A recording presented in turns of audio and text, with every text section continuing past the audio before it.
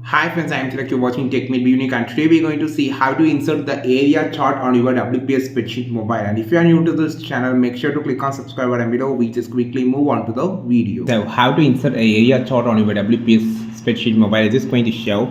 So first of all, I just insert and I just entered mobile, laptop and a TV. So I just going to give a value for this. So double tapping here and just going to give some random values here for this TV and laptop and also the mobile. Okay, so after giving the value, just click on this OK option. Now just go inside the icon option, click on the icon option, go inside the insert option. Now click on the chart option. Now you just want to change to the column chart to the area chart.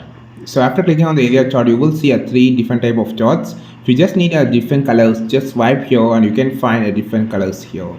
So after clicking here, just select the template and click OK. So now we can see the chart has been here and automatically choose the value. If it value has been chosen wrongly, click on the selected data by rows and columns and you can just move this and you can just choose the values.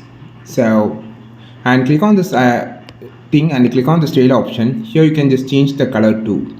Then you will see an option of quick layout. Click this and here you can find different type of quick layout setup that you can just change for your area chart. This is how you just choose your area chart on your WPS spreadsheet mobile. I think this video helped you a lot. Like this video, share this video, subscribe this channel. We will meet our next video with the super valuable content. This is Tilak signing off from Tech Made Be Unique. Have a wonderful day.